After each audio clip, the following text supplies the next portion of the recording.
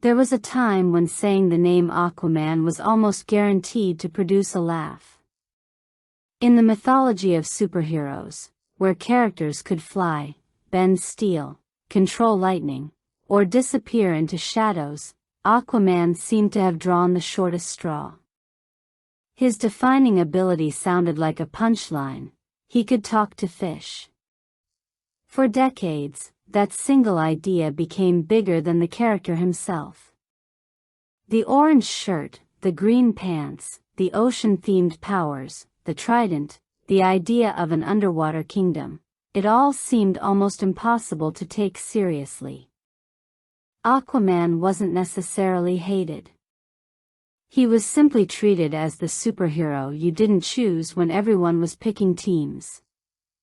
And then Jason Momoa walked into the picture. Suddenly, the joke changed.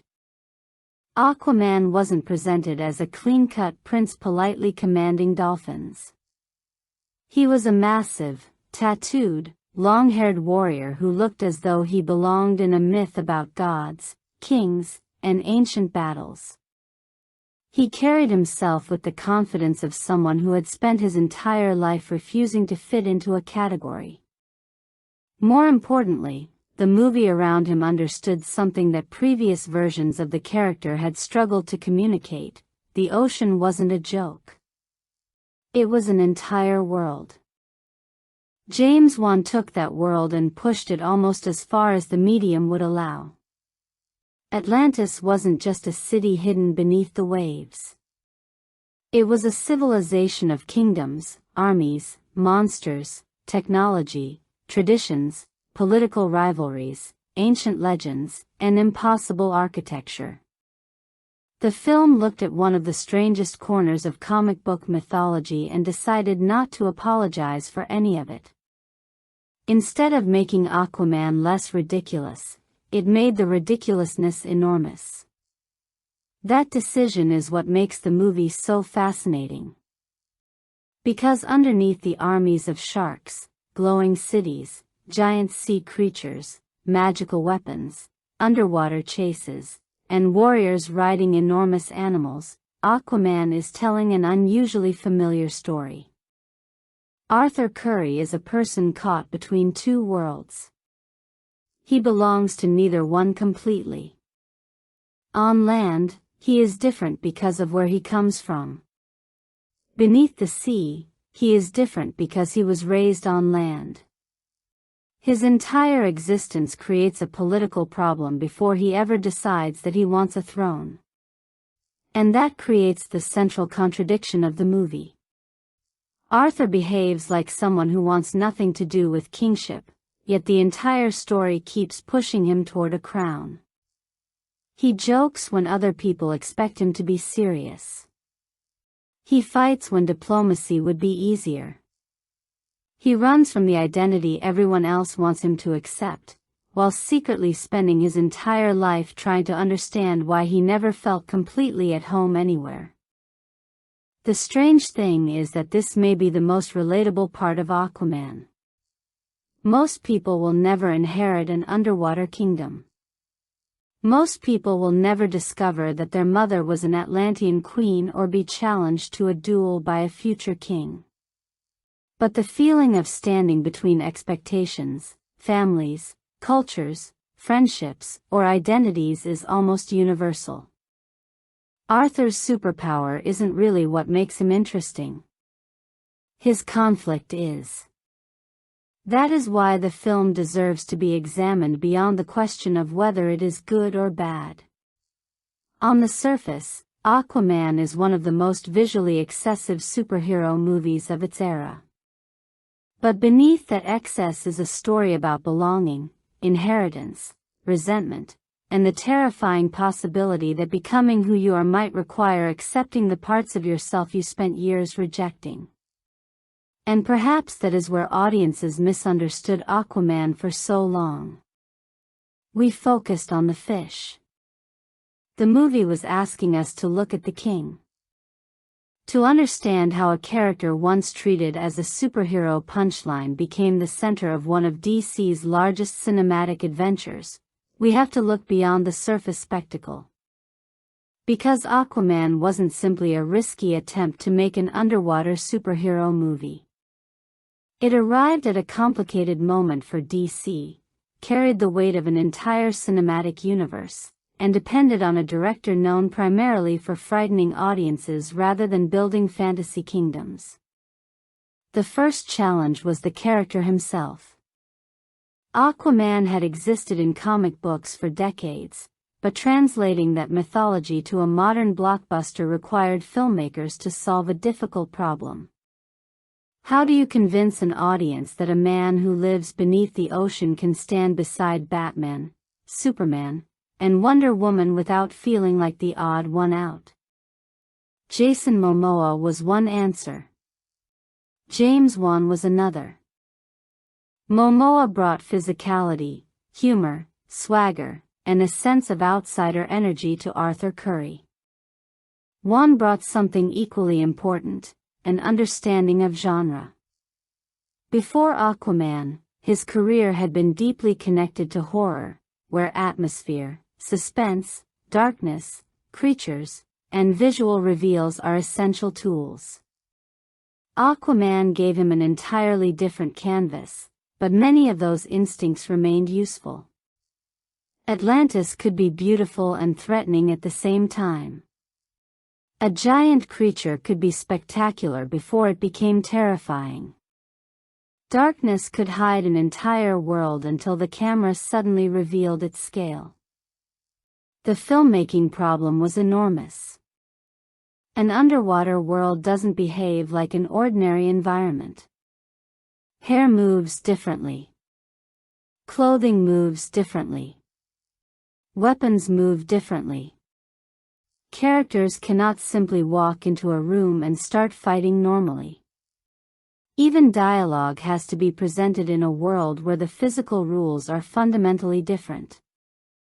Much of the environment had to be created digitally, which meant the actors were often performing inside a reality that would only fully exist later. Then there was Atlantis itself. The film needed audiences to believe that beneath the ocean was not merely a secret city, but a civilization with history and hierarchy. Different kingdoms needed to feel distinct. The characters needed costumes that suggested culture. Vehicles needed to feel technologically believable within the fantasy. Creatures needed to feel like inhabitants rather than random visual effects. And somehow, all of it had to coexist without becoming visually incoherent. That is why the movie's colorful comic book style matters. Aquaman doesn't spend its entire runtime pretending to be realistic.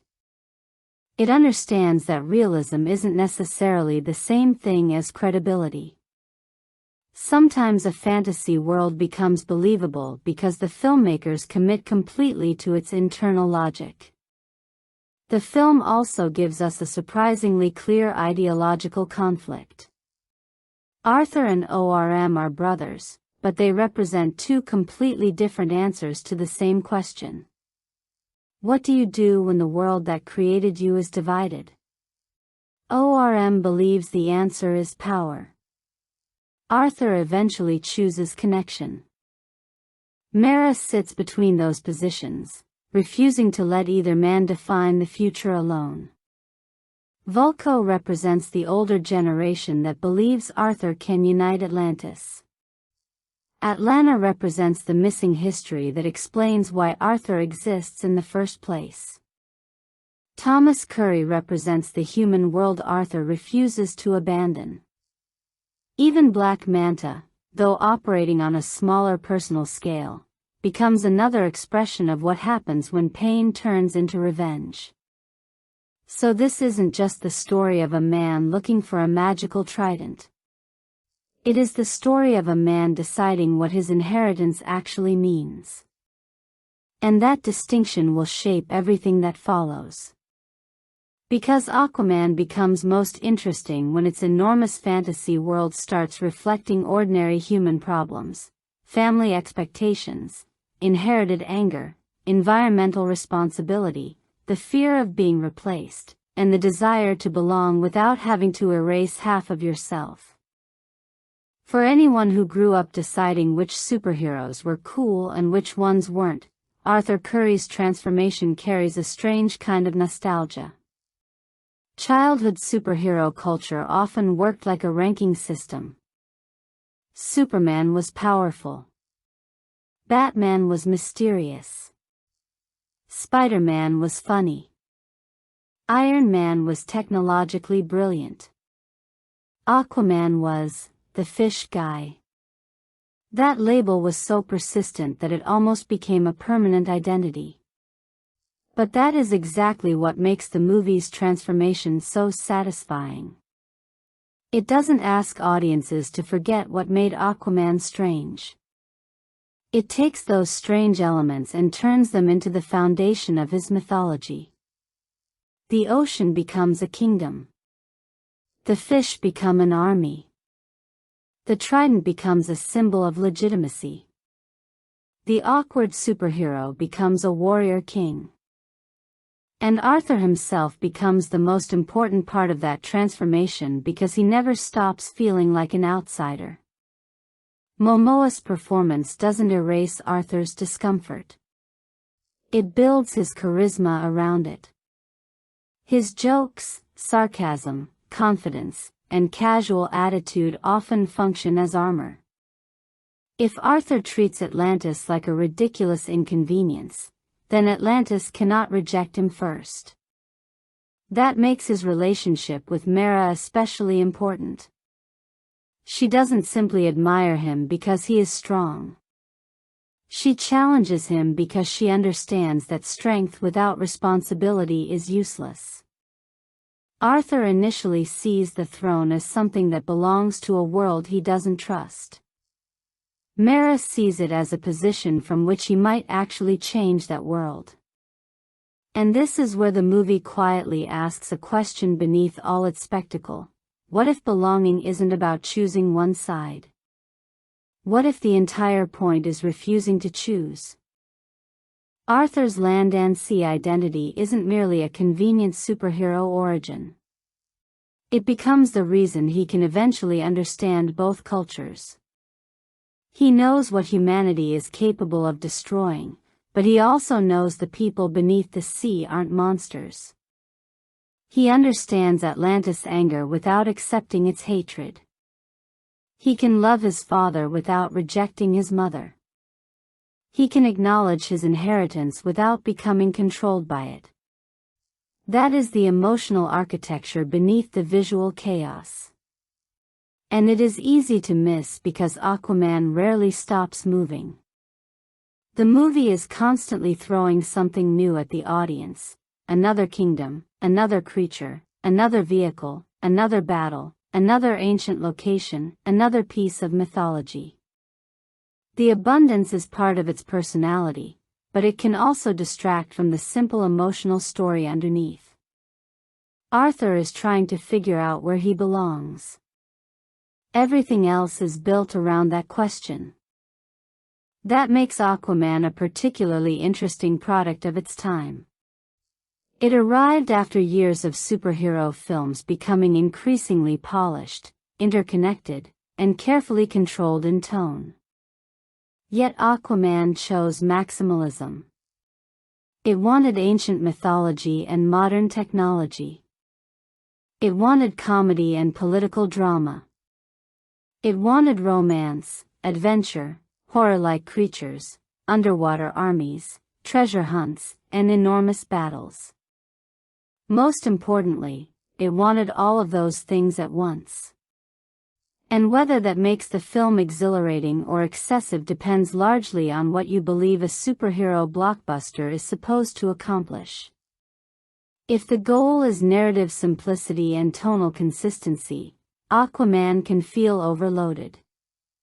But if the goal is to make audiences believe that a ridiculous comic book premise could support an entire cinematic universe of its own, then the excess starts to look less like a flaw and more like a strategy. The film is essentially saying, yes, this is an underwater kingdom. Yes, the hero rides sea creatures. Yes, there are magical weapons and ancient monsters. Yes, this is absurd. But what if absurd doesn't have to mean unserious?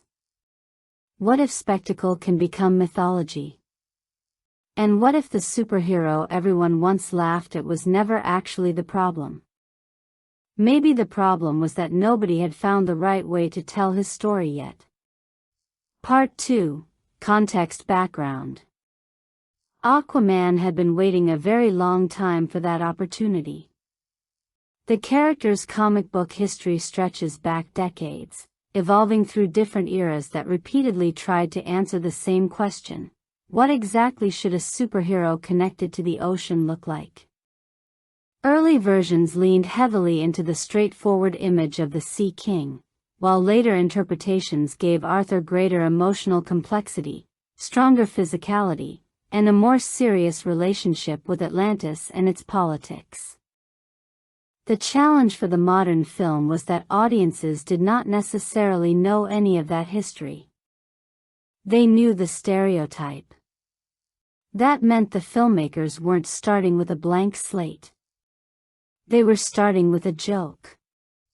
DC's cinematic strategy made the problem even more complicated. By the time Arthur Curry appeared in Justice League, the studio was trying to establish a connected superhero universe while also introducing characters who could eventually support individual films. Arthur therefore needed to function inside a larger mythology before audiences had any reason to care about his personal story. Jason Momoa's casting immediately changed the equation. The choice was unconventional because Momoa didn't resemble the traditional visual image many people associated with Aquaman. But that was precisely the point. The character needed reinvention, not a simple translation of the page. Momoa's Arthur felt like someone who could exist comfortably in a bar, on a motorcycle, or in a mythological battlefield. His appearance communicated that he was not interested in behaving like a conventional prince. It also made his mixed heritage visually and emotionally central. Arthur wasn't a polished Atlantean royal. He looked like someone who had spent his life moving between worlds without fully belonging to either. James Wan's arrival added another unexpected ingredient. Wan had built his reputation in horror, a genre where atmosphere and physical vulnerability matter enormously. His characters often confront environments they don't understand, creatures they cannot fully control, and spaces where the rules seem to belong to something older and more dangerous than themselves. Aquaman was obviously far larger and more colorful, but those instincts could still be useful. Atlantis needed mystery. The ocean needed scale. Its creatures needed personality. And its action needed geography. Creating that world was a major technical challenge. Traditional underwater filmmaking has obvious limitations, particularly when actors need to speak naturally, move freely, perform complex action, and interact with creatures and environments that do not physically exist around them. Aquaman therefore relied heavily on digital environments and effects, while still requiring performances that felt emotionally grounded. The problem becomes especially clear when you consider something as simple as hair. Underwater, hair should float and react to currents. Costumes should move. Weapons should have weight while also appearing suspended. A character's body should not move exactly as it would on land. Even the visual rhythm of a fight has to communicate the sensation of resistance and fluidity. The movie had to make all of that feel natural enough that audiences stopped thinking about the technical problem. And then there was Atlantis. The filmmakers weren't simply building a backdrop. They were constructing a civilization. The city needed architecture, transportation, social hierarchy, military forces, royal traditions, and visual distinctions between different underwater cultures. The various kingdoms needed to look as though they had evolved separately while still existing inside the same larger world. That ambition explains why Aquaman sometimes resembles several genres at once. It is a superhero film, but it also behaves like fantasy. It contains elements of adventure archaeology, political drama, romance, mythology, science fiction, and even creature horror. The story can jump from a royal chamber to an ancient ruin, from a submarine battle to a monster-filled trench, without treating those shifts as unusual.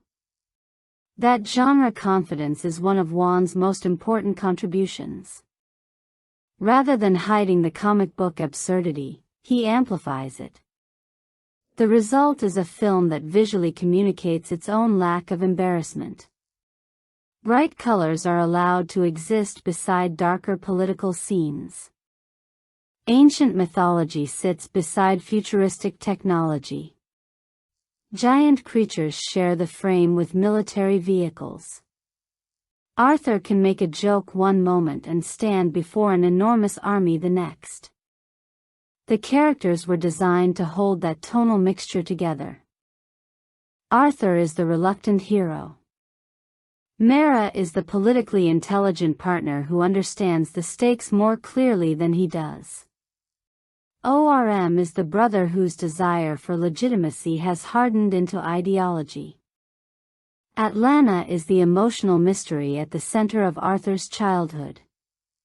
Thomas is the human connection that keeps Arthur from becoming completely absorbed into Atlantis.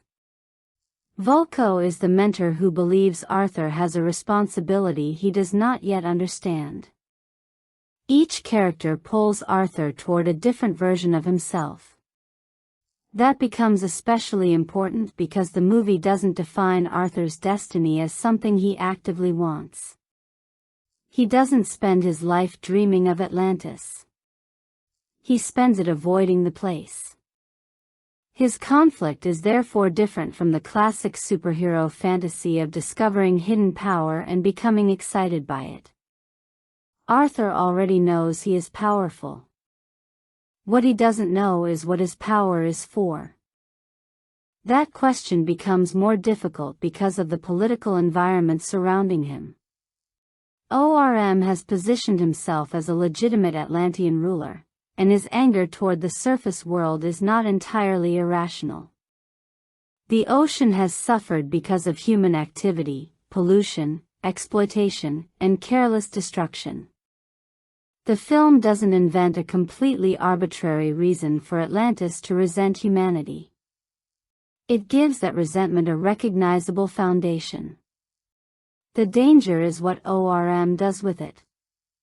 His legitimate grievance becomes justification for domination.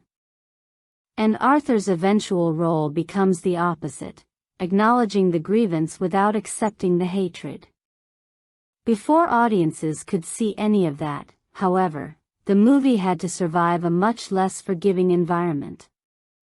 The DC extended universe had become associated with enormous ambition, but also instability. Man of Steel had divided viewers over its darker approach. Batman v Superman generated intense debate. Suicide Squad demonstrated the difficulty of balancing studio expectations, humor, character development, and franchise mythology. Then Justice League arrived under circumstances that left the larger universe uncertain. Aquaman therefore had an unusual burden. It was not simply another superhero movie. It was a test of whether DC could still surprise audiences. Wonder Woman had provided a major positive shift, proving that a DC film could combine emotional clarity with blockbuster scale. But Aquaman was still a much stranger proposition. If audiences had trouble taking the character seriously in general, why would they spend an entire theatrical experience inside an underwater kingdom? The marketing understood the answer had to be spectacle. Trailers emphasized Atlantis, enormous armies, Mera's abilities, Black Manta's distinctive technology, the trident, and Momoa's charisma. The movie looked bigger and brighter than many people expected. It also looked, depending on the viewer, either wonderfully comic book-like or completely ridiculous. That ambiguity became part of the pre-release conversation. Could an audience accept warriors riding enormous sea creatures? Could Atlantis look convincing? Could Momoa carry a movie whose premise seemed so strange? And could DC make a film that felt accessible without losing the mythology that made the character unique? The comparison with Marvel was unavoidable. By this point, audiences had become accustomed to interconnected superhero storytelling with recognizable tonal patterns and carefully developed character brands. DC needed to prove that it didn't have to imitate that formula. Aquaman's answer was simple: go somewhere Marvel couldn't.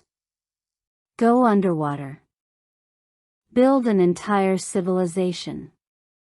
Fill it with impossible colors, ancient kingdoms, monsters, magical weapons, and a hero who looks like he should be standing on a mountain rather than sitting on a throne beneath the ocean. The risk was obvious.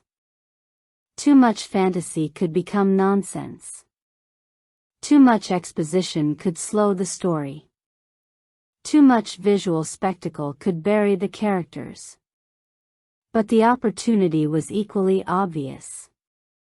If it worked, Aquaman could become something DC desperately needed, a character whose world was so distinct that the movie did not have to compete by looking like everyone else. That was the gamble audiences were about to see play out. Part 3, Story Recap. The story begins not beneath the ocean, but beside it. At a lighthouse on the coast, Thomas Curry lives a quiet human life, surrounded by the sea without belonging to the civilization hidden beneath it. Then one day, that ordinary existence is interrupted by Atlanta, a mysterious woman who arrives wounded and desperate. Thomas does not know that she is the Queen of Atlantis. He simply sees someone who needs help. That simplicity is important. Their relationship begins before either of them can understand the political consequences of it. Thomas represents a world of ordinary human life, while Atlanta comes from an ancient civilization beneath the water. Their romance therefore creates a bridge before the story even understands that a bridge is necessary. When they have a son, Arthur Curry becomes the physical embodiment of that connection. From the beginning, Arthur is different. He can communicate with marine life, an ability that could easily have remained a joke in another movie. Here, it becomes one of the earliest signs that Arthur's connection to the ocean is deeper than he understands.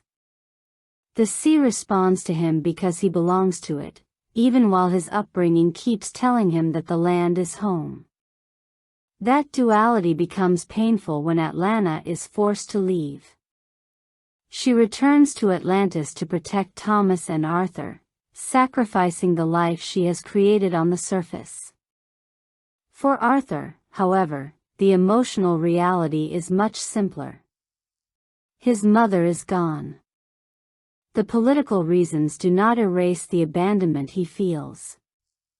As Arthur grows, Vulko secretly enters his life as a mentor. He teaches Arthur about Atlantis, combat, and the responsibilities connected to his bloodline. But training does not automatically create belonging. Arthur can learn how to fight like an Atlantean without feeling like one. His real attachment remains Thomas. The lighthouse becomes more than a home. It becomes a symbol of the part of Arthur's identity that feels safe. On land, he is simply the son of the man who raised him. Beneath the sea, he is potentially something much more complicated. That tension becomes increasingly important as Arthur grows into adulthood. He is physically imposing and capable of extraordinary things, but emotionally he remains reluctant to accept responsibility for a civilization he barely knows. His humor helps him maintain distance. If he can laugh at Atlantis, he doesn't have to confront the possibility that Atlantis might matter to him. Meanwhile, the political situation beneath the ocean is changing. ORM, Arthur's half-brother, has risen to power and has developed a deep resentment toward the surface world. From his perspective, humanity has spent generations polluting and exploiting the oceans while remaining largely unaware of the consequences. Atlantis has suffered from the actions of a civilization that does not even recognize it as an equal. ORM sees war as the answer. That decision transforms an environmental grievance into a military campaign. The conflict becomes especially dangerous because Atlantis is not a single unified kingdom. It is divided into different cultures and powers, each with its own interests and history. ORM's goal is to bring those forces together against humanity, positioning himself as the king capable of leading them. Arthur's existence threatens that legitimacy. A half-human heir with a stronger claim to the throne is not merely an inconvenient relative. He represents the possibility that Atlantis could be ruled by someone who does not share ORM's hatred of the surface. Arthur therefore becomes politically dangerous before he ever asks for power. And then Mera arrives. She doesn't approach Arthur as someone asking him to become a superhero. She approaches him because the situation beneath the sea is reaching a point where neutrality is no longer possible. ORM is preparing for war, and Arthur is one of the few people who can challenge his claim. Arthur refuses. His distrust of Atlantis is too deeply connected to his childhood. To him, Atlantis is the place that took his mother. It is the world that made his family suffer. Why should he risk his life to save a civilization that never accepted him? Mera understands the question, but she also understands what Arthur doesn't yet want to admit. He may hate Atlantis, but Atlantis is still part of him. When the situation escalates, Arthur is pulled into the conflict anyway. The attack involving the submarine makes the political threat personal and immediate, while the appearance of David Kane, better known as Black Manta, introduces another enemy whose motivations are rooted not in Atlantean politics but in revenge. Arthur's encounter with Manta is important because it shows the consequences of his actions in a different way. Arthur is willing to fight, but he does not think of himself as a king or political leader. During the submarine sequence, he makes a decision that saves lives but contributes to the death of Manta's father. For Arthur, it is an act of survival. For Manta, it becomes a wound that demands revenge. That distinction will matter later. Arthur and Mera escape, and their journey eventually takes them toward the underwater world Arthur has spent years avoiding. The first full revelation of Atlantis is designed as an answer to the audience's skepticism. This is not a simple underwater city. It is enormous. It stretches through the ocean like an impossible metropolis, filled with lights, vehicles, architecture, creatures, and thousands of inhabitants. The camera moves through the environment with a sense of discovery, allowing the audience to experience Arthur's reaction alongside him. For perhaps the first time, Arthur sees the scale of his inheritance. And instead of immediately feeling at home, he looks overwhelmed.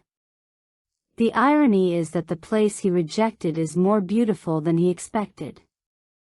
Vulko continues guiding him, while ORM's political strategy becomes clearer. Atlantis is divided into kingdoms, and ORM needs their support to launch his war. Arthur, meanwhile, is treated as an outsider, someone whose bloodline gives him a claim but whose upbringing makes him culturally suspect. He has royal ancestry without royal experience. He has Atlantean blood without Atlantean loyalty. He has the physical power of a warrior without the confidence of a ruler. That is why his journey toward the throne cannot be solved simply by winning a fight. He first has to understand the world he is being asked to lead. The search for a way to challenge ORM pushes Arthur and Mera out of Atlantis and into a broader adventure. They begin searching for the lost trident of Atlan, an ancient weapon connected to the history and legitimacy of Atlantis. Their journey takes them through increasingly fantastical environments, and the contrast between these locations and the political conflict beneath them becomes one of the film's defining characteristics. The Sahara sequence turns ancient history into a treasure hunt.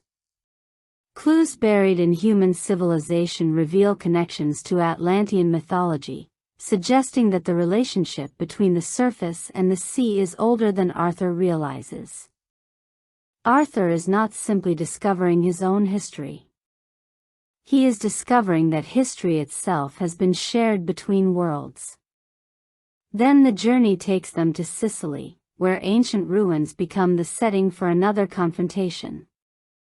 The location is beautiful, bright, and almost peaceful until violence suddenly interrupts it. The contrast is deliberate. Aquaman repeatedly places moments of wonder beside moments of destruction, reminding us that this world is always balanced between discovery and conflict. Mera becomes increasingly important during these sequences. She is not waiting for Arthur to solve everything. She interprets clues, makes decisions, challenges him, and repeatedly demonstrates that intelligence and adaptability are as important as physical strength. Arthur may be the one carrying the potential to become king, but Mera often understands the mission more clearly. Their relationship changes because of this. At first, they are cooperating because circumstances demand it. Gradually, they begin to trust each other. Arthur's sarcasm becomes less defensive around Mera, while Mera begins to see the vulnerable person beneath the confidence.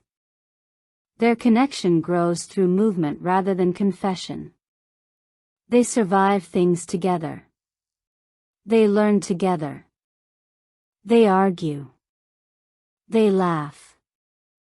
And slowly, Arthur stops treating the journey as something being forced upon him. Meanwhile, Black Manta continues pursuing them. His hatred for Arthur is deeply personal. Unlike ORM, who believes he is acting on behalf of an entire civilization, Manta is motivated by a single loss and the desire to make someone else suffer because of it. That makes him a darker reflection of Arthur. Both men have experienced the consequences of violence. Arthur chooses to keep moving forward. Manta chooses revenge. ORM, meanwhile, is manipulating the underwater kingdoms and pushing Atlantis closer to war. His political campaign is built around the idea that the surface world is an existential threat. His argument is powerful because it contains a truth: humanity has harmed the oceans. But ORM turns that truth into permission. That is where Arthur's eventual role begins to emerge. He cannot simply defeat ORM physically. He has to offer Atlantis another way of understanding its relationship with humanity.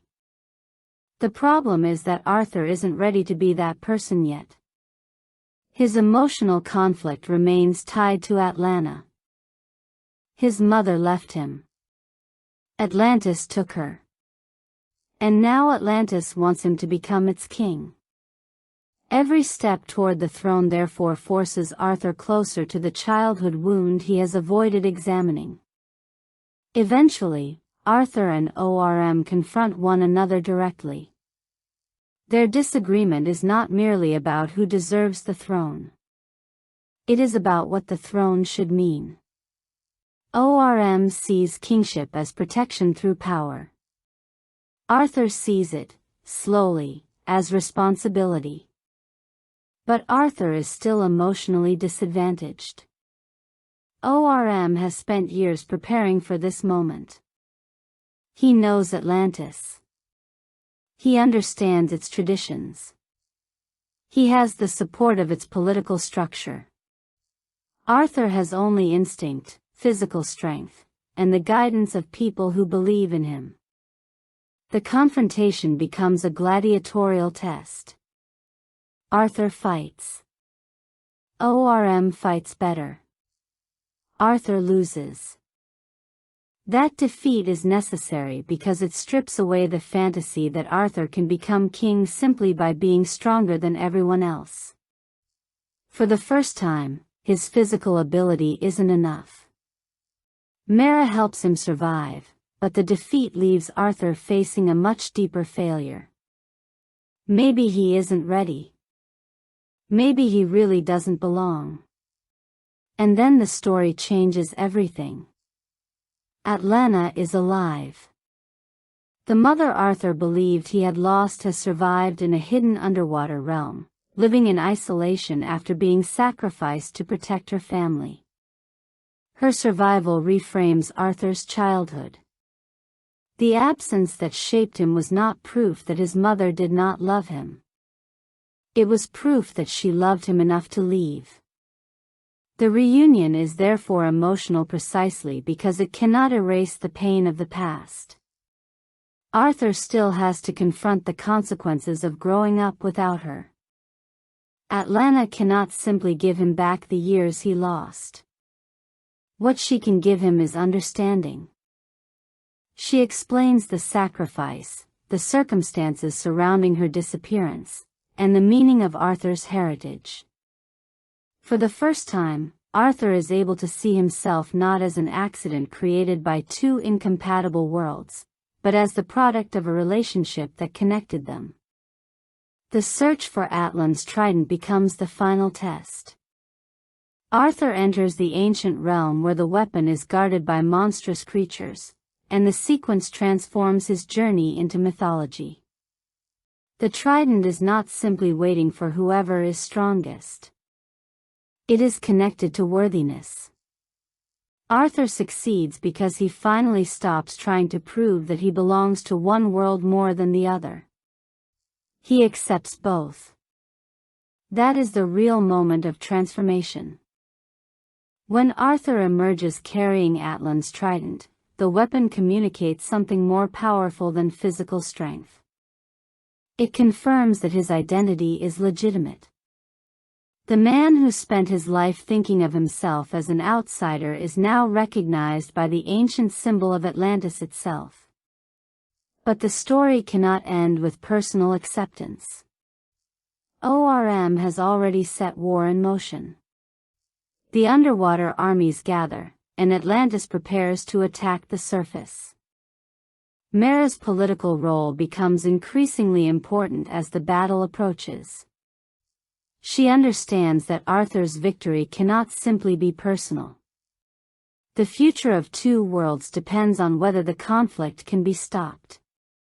Arthur returns not as the reluctant outsider who entered Atlantis, but as someone finally willing to accept the responsibility he had resisted. The battlefield is enormous. Armies clash beneath the ocean. Creatures become weapons. Technology and mythology collide. The scale is deliberately excessive, almost operatic, as though the entire fantasy history of Atlantis has been waiting for this single confrontation. At the center is Arthur and ORM. Two brothers. Two kings. Two possible futures. Their final confrontation is physical, but its meaning is ideological. ORM believes power proves legitimacy. Arthur has learned that legitimacy comes from what you do with power. The trident establishes Arthur's claim, but the weapon alone doesn't make him worthy. His choice does. Arthur has the opportunity to destroy ORM completely, but he refuses to become the kind of ruler ORM represents. ORM is defeated. Atlanta returns. Thomas and Atlanta are reunited. And Arthur finally accepts the throne. The transformation is complete, but the film doesn't present it as Arthur abandoning the surface. He doesn't become purely Atlantean. He remains Thomas Curry's son. He remains the man who grew up on land. His new identity doesn't replace the old one. It expands it. That is why the final resolution works emotionally even when the surrounding spectacle becomes almost impossibly large. Arthur has not discovered which half of himself is real. He has discovered that both halves are real. Atlantis has a king. But more importantly, that king can understand the world above it. The political relationship between land and sea has the possibility of changing because Arthur exists as a bridge between them. ORM wanted the worlds to remain enemies because division strengthened his power. Arthur's existence challenges the assumption that coexistence is weakness. There is still unfinished business, of course. Black Manta survives, carrying the same resentment that brought him into the story. His survival leaves a reminder that not every wound can be solved by one victory. Revenge does not disappear simply because the hero wins. But Arthur's personal conflict has reached its conclusion. The man who spent his life running from Atlantis now stands at the center of it. Not because he chose the sea over the land. Because he finally understood that he never had to choose. Part 4, Character Analysis. Arthur Curry is interesting precisely because ambition isn't what drives him. He begins the story with almost no desire for the throne. In a genre built around heroes discovering extraordinary abilities and embracing responsibility, Arthur initially does the opposite. He knows he is powerful, but he doesn't want the consequences attached to that power. That makes his personality deceptively simple. He is confident, sarcastic, physically intimidating, and often funny. But the humor isn't merely there to make him likable. It gives Arthur distance from situations that make him uncomfortable. When Atlantis becomes too serious, he jokes. When people talk about destiny, he dismisses it. When someone calls him a king, he resists the label. Humor allows him to control the emotional temperature of a conversation. If everyone else is treating his identity as something enormous, Arthur can make it small. That is why his relationship with his father matters so much. Thomas represents a life Arthur understands. The lighthouse is modest, human, familiar. It is the place where Arthur doesn't have to explain why he is different. Atlantis is the opposite. Everything there comes with expectations. Bloodline matters. History matters. Royalty matters. And Arthur fears that accepting Atlantis means accepting the part of his life that caused the greatest pain. His feelings toward Atlanta are therefore complicated. He loves his mother, but he also carries the wound of her absence. As a child, he could not understand political sacrifice. He only understood that she disappeared. Vulko's training creates another contradiction. Arthur is taught to become a warrior capable of surviving in Atlantis, but he isn't necessarily taught how to become emotionally connected to it. He learns combat before belonging. That explains why Arthur spends so much of the story reacting instead of leading. He responds to ORM. He responds to Mera. He responds to Atlantis. He responds to his own past. His growth begins when he stops allowing everyone else to define the meaning of his inheritance. The fight with ORM is therefore psychologically important because Arthur enters it still believing that physical ability can solve the problem. ORM's advantage is not simply skill. He has an entire identity built around kingship. Arthur has spent his entire life rejecting that identity. When Arthur loses, the defeat forces him to confront something he has avoided. He cannot become king while remaining emotionally detached from the world he wants to lead. That is why the trident works as a symbol.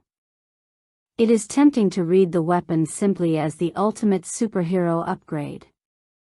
But the story makes it meaningful because Arthur becomes worthy of it only after he accepts himself.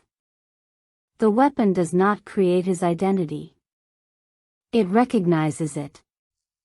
Arthur's final strength therefore isn't his ability to defeat ORM. It is his ability to refuse ORM's worldview. He could become another conqueror. Instead, he becomes a bridge. That makes Arthur's journey fundamentally about belonging. He begins by thinking that belonging requires choosing. Land or sea. Human or Atlantean. Father or mother. Outsider or king. He ends by understanding that identity can be additive. You can be both. ORM provides the darker version of the same question. He is not a villain because he hates the surface world for no reason. His anger has a recognizable foundation. Humanity has polluted the oceans, damaged marine environments, and treated the sea as a resource rather than a living system. ORM sees himself as a defender. That self-image is important because villains rarely experience themselves as villains. He believes he is correcting an imbalance. But beneath that political argument is something more personal: fear. Arthur's existence threatens ORM's legitimacy. ORM has spent his life becoming the king Atlantis expects. Then a half-human brother appears with a stronger claim to the throne. That creates a psychological wound deeper than politics. Arthur represents the possibility that everything ORM has built can be taken away. So ORM responds by becoming more rigid. His desire for legitimacy becomes obsession. His concern for the ocean becomes justification for war. His fear of being replaced becomes hatred toward the person who might replace him. That is why he and Arthur function as thematic mirrors. Both men inherit identities they did not completely choose. Both are shaped by family history. Both have reasons to distrust the other world. Both possess enormous power. But they make different choices. Arthur learns coexistence. ORM chooses domination. That difference makes ORM's defeat more meaningful than a simple superhero victory. Arthur isn't merely defeating a stronger opponent. He is rejecting a philosophy. The supporting cast reinforces that central conflict. Mera is particularly important because she operates almost like a second protagonist. She has political knowledge, physical ability, confidence, and a clear understanding of what is at stake. She doesn't exist merely to admire Arthur or wait for him to rescue her. Instead, she repeatedly pushes the story forward. When Arthur hesitates, Mera acts. When Arthur doubts Atlantis, Mera reminds him of what is at risk. When political structures become obstacles, she understands how to navigate them. Her relationship with Arthur develops because they challenge one another. Vulko serves a different purpose. He is the bridge between Arthur's two worlds, someone who understands Atlantis but also believes Arthur can reshape it. His role as mentor is conventional, but his emotional position is more complicated. He has known Arthur's heritage longer than Arthur has, which means he is constantly trying to prepare a reluctant man for a responsibility he does not want. Atlanta is the emotional center of Arthur's origin. Her absence shapes him more powerfully than her presence could have at first. The mystery surrounding her creates the emotional question beneath the adventure: why did she leave? When Arthur discovers the truth, his understanding of his childhood changes. Thomas, meanwhile, represents the humanity Arthur refuses to abandon. He is not powerful or royal. He is simply Arthur's father. That simplicity gives the character enormous emotional importance because it prevents the story from turning Arthur's ascension into a rejection of his human identity. And then there is Black Manta. Manta is a revenge story operating inside a larger mythology. His motivation is painfully simple. Arthur's decision during the submarine sequence contributes to his father's death, and Manta refuses to let that loss go. In that sense, he becomes a warning about what happens when pain is converted into identity. Arthur could have allowed the encounter to define him through guilt. Manta allows it to define him through revenge. The film does not develop Manta as deeply as ORM, but his presence creates an important thematic echo. Arthur's world is filled with people asking what they should do with inherited pain. Some choose connection. Some choose domination. Some choose revenge. The movie's supporting characters therefore aren't merely accessories around Arthur. They represent different answers to the question of identity. Mera says identity can evolve. Vulko says identity carries responsibility. Atlanta says identity can survive sacrifice. Thomas says identity is shaped by love rather than blood alone. Manta says identity can be consumed by revenge. ORM says identity can become an excuse for domination. And Arthur ultimately says identity does not have to be a prison. Part 5, Themes Symbolism. At its heart, Aquaman is a story about belonging. Almost every major conflict grows from someone asking who has the right to belong somewhere. Arthur belongs to the surface because he was raised there. He belongs to Atlantis because of his blood. ORM believes Arthur's human side makes him unworthy. Arthur believes his Atlantean side makes him dangerous. Mera believes those distinctions can be overcome. That tension gives the movie a surprising emotional universality. The land and the sea are exaggerated versions of the worlds people often find themselves caught between. Family traditions and personal choices. Past and future. Culture and individuality. The identity others assign to you and the identity you build for yourself. Arthur's biggest fear isn't that he will fail as king. It is that becoming king will require him to stop being himself. That is why his relationship with inheritance matters. Inheritance is usually presented as something positive in heroic mythology. A chosen weapon. A royal bloodline. A family legacy. Aquaman complicates that idea. Inheritance can be a gift and a burden. Arthur inherits power, but he also inherits political conflict. He inherits a kingdom, but he also inherits its enemies. He inherits his mother's history and his father's humanity. ORM experiences inheritance differently. He receives the throne but becomes trapped by the need to defend his legitimacy.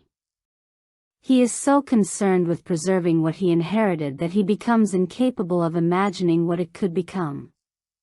That distinction separates the brothers. Arthur eventually understands that leadership means changing what you inherit. ORM believes leadership means protecting it exactly as it is. Environmental responsibility sits beneath that conflict. The film's environmental message is not especially subtle. Human pollution gives Atlantis a reason to resent the surface world. But the idea works because it connects fantasy politics to a real-world problem. The ocean is treated as something distant by the people who live above it. Atlantis knows better. The danger, however, is that the film also demonstrates the danger of turning legitimate environmental anger into hatred. ORM's grievance has truth inside it, but his solution destroys the possibility of cooperation. That becomes another version of the central theme. A problem can be real while the response to it is wrong. Family expectations operate in the same way. Arthur is expected to become king because of his blood. ORM is expected to protect Atlantis because of his position. Atlanta is forced to sacrifice her family because of her royal responsibility. Thomas has no title, but his love becomes one of the strongest forces shaping Arthur. The film therefore keeps questioning whether responsibility comes from birth or choice. Arthur's answer is ultimately choice. You may inherit a crown. You do not inherit the wisdom to use it. The visual language reinforces these ideas constantly. The film's blue and gold imagery gives Atlantis the appearance of a dream rather than an ordinary location. Blue dominates the underwater environment, naturally connecting the civilization to the ocean, while gold often appears around royalty, ancient artifacts, and symbols of power. Water itself becomes a flexible symbol. It is dangerous when Arthur doesn't understand it. It becomes home when he accepts it. It separates the two worlds, but it also connects them. The lighthouse is perhaps the simplest and most effective symbol in the entire film. It stands on land but exists beside the sea. It is a human structure overlooking the ocean. It becomes the physical location where Thomas and Atlanta meet. And eventually, it represents Arthur's entire identity. He is the lighthouse between worlds. Atlantis, by contrast, represents what happens when the ocean becomes an entire civilization. Its architecture is deliberately excessive, almost dreamlike. It doesn't resemble an ordinary city because it is supposed to feel like a place built from mythology. The trident carries the symbolism further. It is not simply a weapon. It represents legitimacy. Arthur spends the movie trying to convince people that he belongs, but the trident doesn't need convincing. It becomes the ancient confirmation that his identity is real. The transformation in Arthur's armor serves a similar function. His visual evolution reflects his emotional one. The reluctant outsider eventually takes on the appearance of the ruler he has been resisting. Crowns, royal chambers, armies, and ceremonial imagery reinforce the same idea. Arthur's physical transformation is visible. His psychological transformation is harder. The giant sea creatures take mythology and make it physical. The movie refuses to treat the ocean as merely an environment. It populates it with monsters, guardians, warriors, and civilizations, turning childhood ideas about the sea into something enormous. That visual excess is deliberate. Aquaman understands that comic books are often at their best when they are willing to be impossible.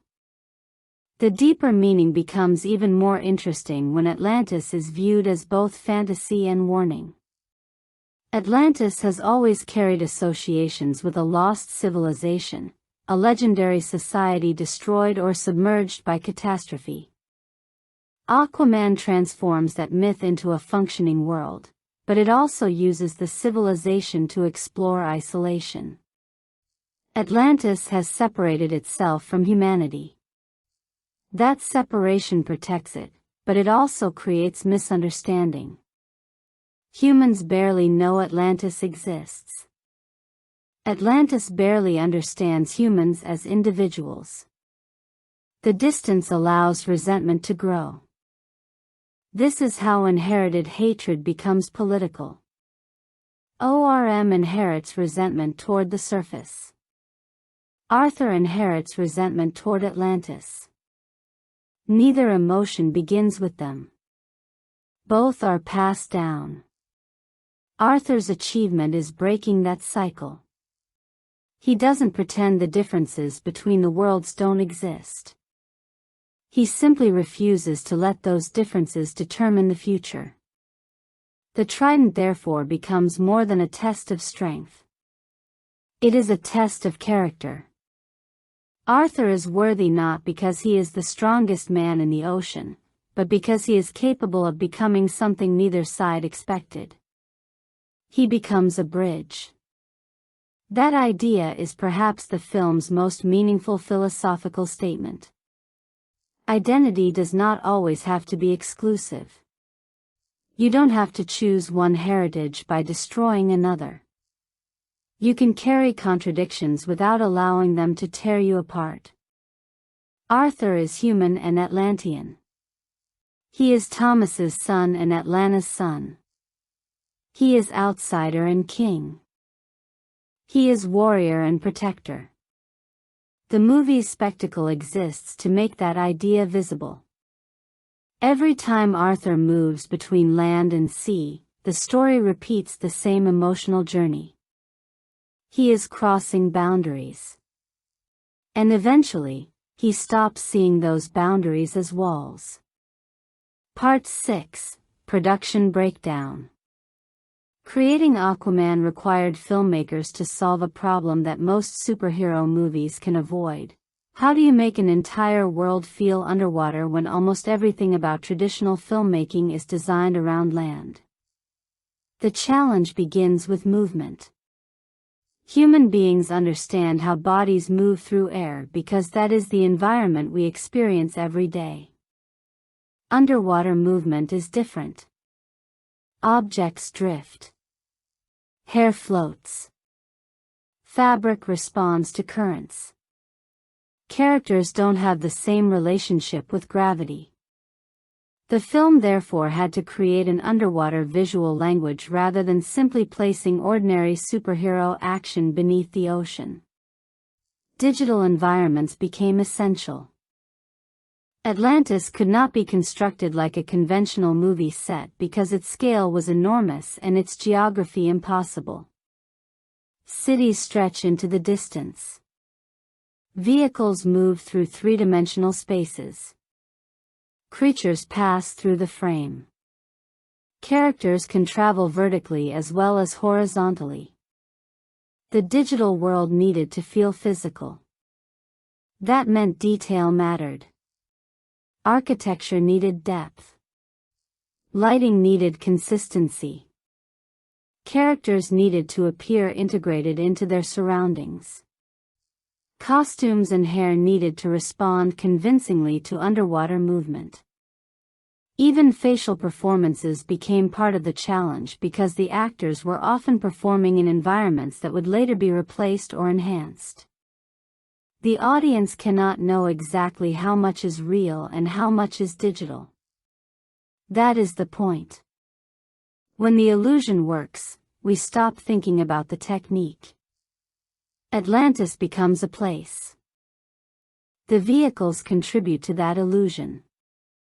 Instead of relying on ordinary submarines, the movie gives its underwater civilization technology that feels distinct from the surface world.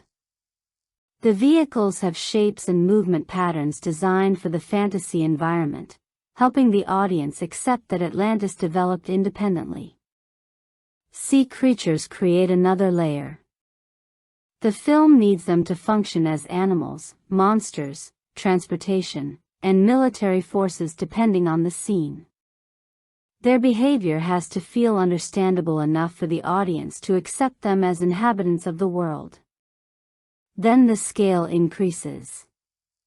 The final battle contains enormous numbers of characters, vehicles, creatures, weapons, and effects moving simultaneously. This is where visual effects can easily become overwhelming. Aquaman sometimes embraces that overwhelm deliberately. James Wan isn't trying to make the world feel minimal. He wants it to feel enormous. Black Manta's technology adds another visual language. His armor is mechanical, angular, and aggressive, creating a contrast with Atlantis' more organic mythology. His weapons feel like an extension of his obsession, transforming personal revenge into a physical machine. The trident effects, the creature guardians, the underwater chases, and the final war all require different visual approaches. The Sicily sequence is particularly revealing because it brings the fantasy into a recognizable human location. Ancient ruins become part of an international treasure hunt, and the contrast allows the film to demonstrate that its mythology is not confined to Atlantis. The final war pushes the digital environment to its limit. There are moments when the imagery becomes almost abstract in its abundance. Armies collide in an ocean filled with color, light, creatures, armor, and technology. That can be criticized as CGI overload. But it can also be understood as the logical endpoint of the film's visual philosophy. Aquaman is trying to make the audience believe that an impossible comic book world deserves to be treated with blockbuster scale. If the movie were restrained, it might reinforce the very joke it was trying to overcome. James Wan's directorial background makes the excess even more interesting. Horror teaches a filmmaker to control information. You don't always show the creature immediately. You build anticipation. You use darkness. You allow the audience to imagine what might be around the corner.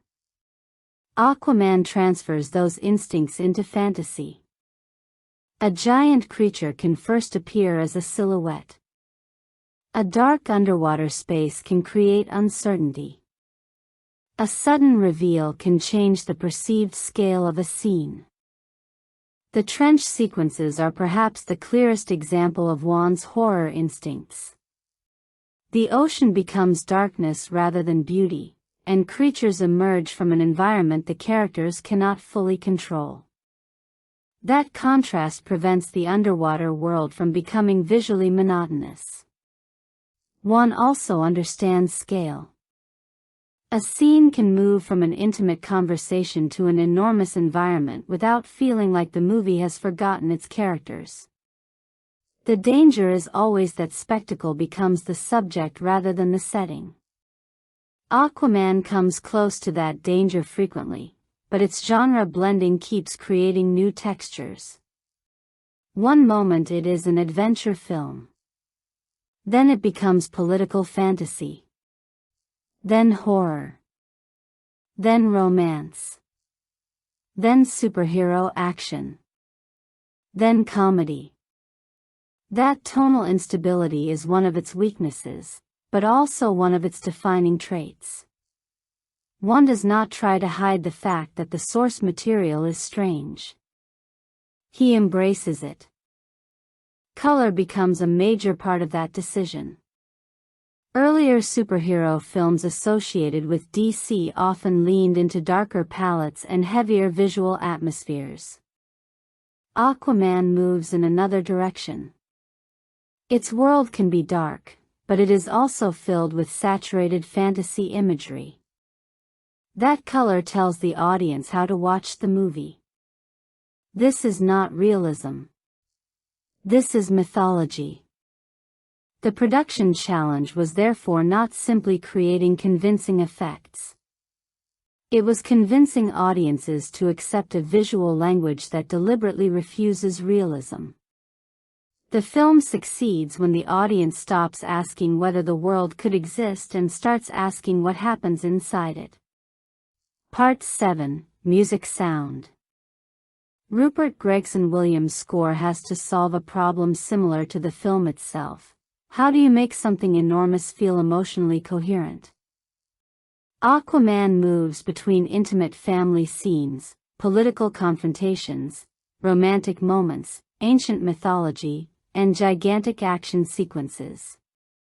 The music therefore becomes the emotional glue holding these different genres together. Arthur needs a musical identity that reflects his transformation. Early in the film, his presence often carries a contemporary energy. He feels like a man from the surface, not a prince from an ancient underwater kingdom. As his journey progresses, the score increasingly gives him the scale associated with mythological heroes. That evolution matters because the music can communicate transformation before the character fully understands it. Atlantis receives its own sense of grandeur. The orchestral writing makes the civilization feel ancient, powerful, and ceremonial. It creates the impression that Arthur isn't simply entering another location. He is entering history. ORM's musical language is naturally darker and more forceful. His scenes carry a sense of political pressure, suggesting that his desire for war is not impulsive but carefully constructed. Percussion becomes particularly important during action.